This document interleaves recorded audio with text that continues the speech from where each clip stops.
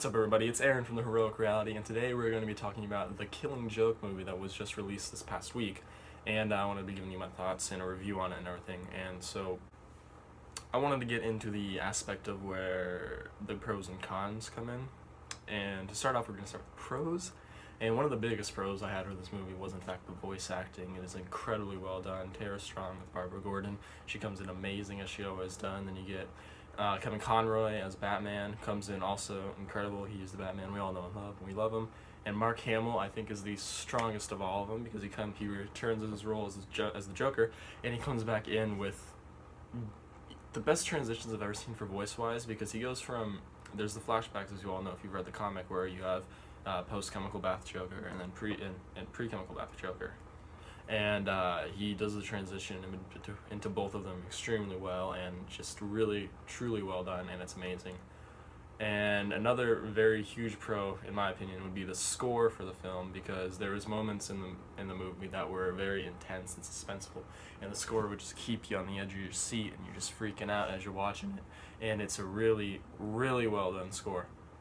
And for now into cons, we have quite a few cons, because the movie starts off adding a full 30 minutes, which is just way too long, a full 30 minutes added to the story that was not in the original comic. And I understand it from story-driven standpoint, because it gets you to care about Barbara Gordon more, and it gets you to understand the relationship between her and Batman more, and it sort of delves into how much they mean to each other, and then it tries to get you to be emotionally attached to her outside of the main canon of, oh, it's Barbara Gordon, she was Batgirl.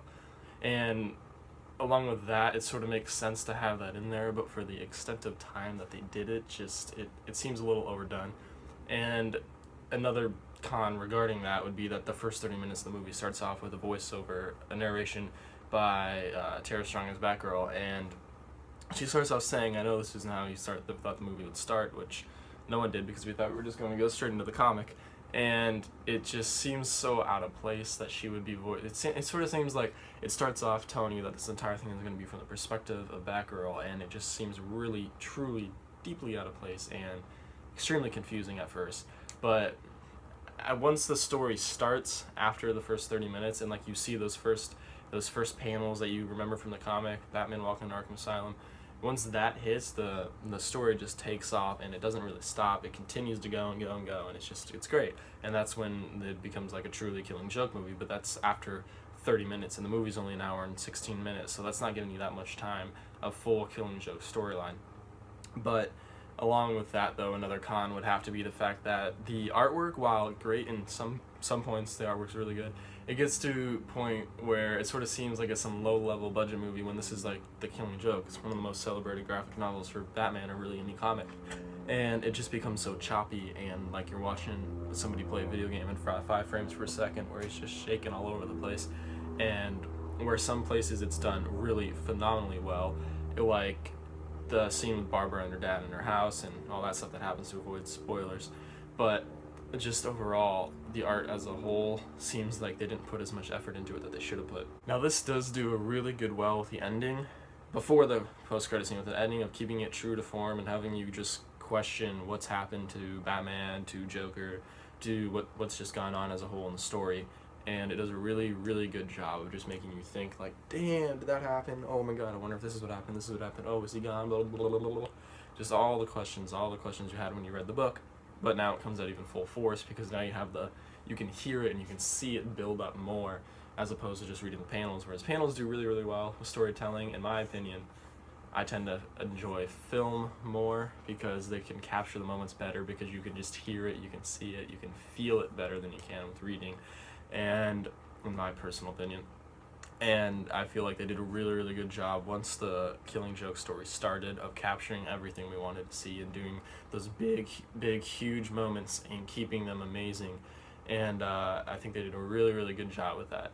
But they end up putting in a post-credit scene, which I'm a little iffy on, because it shows Barbara after everything, and then it's just like, it sort of gives you a conclusion to the story that we never really had with The Killing Joke, a partial conclusion, because it answers one of your questions, and it's just really sort of just thrown at you. And I mean, it's not terrible, it's not really amazing either. It's sort of just like, hey, there you go. And overall, it's just it seems a little weird considering the ending and how intense and like insane the movie ended, like right before that. Like it was, and then the fade out with the rain in the credits, and it's just really intense. You're just like, oh my god, and then it shows that, and sort of just kills it. It sort of kills the feels of like, dude, that just happened. And other than that, though, I mean, it's just an end credit scene. It doesn't really provide much to the story or anything like that, and it just seems a little out of place.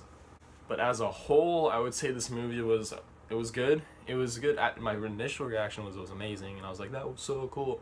But the more I thought back on it, I would realize that this isn't really the best movie out there. Like, it's not the best animated movie. One of the best DC animated movies ever was The Dark Knight Returns, and which I own right there, both parts, and it's amazing, and it's truly well done. The animation is phenomenal, and when you stack it up to that story, The Dark Knight Returns, is an incredible graphic novel that everybody freaks out about, but then you stack it up to The Killing Joke, which is something that is so celebrated and loved, and they could have just done so much better with it. The animation could have been better, especially for a comic that we all knew and love.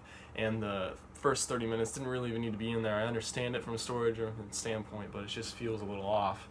But all in all, as a whole, it's a good movie. It is a good movie, but it's a little off. It's just not what we thought it would be. It's not the big, huge spectacle we all thought it would be, and that I would love and we'd all love to see.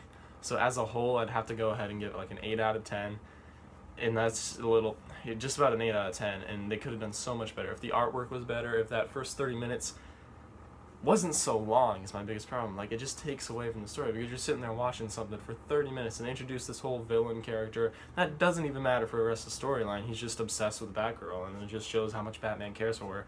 So it just seems so out of place, and it's like, we already know how much they mean to each other, but I guess we don't necessarily know to the extent, because stuff happens in those 30 minutes that shows you truly how much they mean to each other, and it just still seems too long. Like, it didn't need to be 30 minutes is my biggest complaint here. And other than that, though, it is an 8 out of 10 movie for me, and it's really, it's an okay done movie, and I do think you should all watch it. I'm sort of just rambling here now, but you should all watch it, and it's definitely worth seeing, because it is an amazing movie. Once it gets past those 30 minutes, it's an amazing movie. The artwork needs to be better, though, but overall, the voice acting is tremendous, the score is tremendous. Once it gets past those 30 minutes, the story is told so great and with amazing detail. And after all of that just crapola, and if you take out that whole thing, if you take out the end credit scene, it's a great movie. And it's just really well done at that point after the 30 minutes. But then again, that's only like a 40-minute movie at that point. But overall, it's an okay movie overall. If it didn't have that 30 minutes, it'd be amazing. If it didn't have that end credit scene, it'd be even more amazing. But I do highly recommend you see it, and I'm going to stop rambling now, and I'm going to thank you all for watching this video, and I hope you all have an amazing time. And be sure to watch our other videos. If you like this video, give it a thumbs up. If you want more videos, go ahead and give us a subscribe. We can keep putting them out for you. Thank you, everybody, for watching.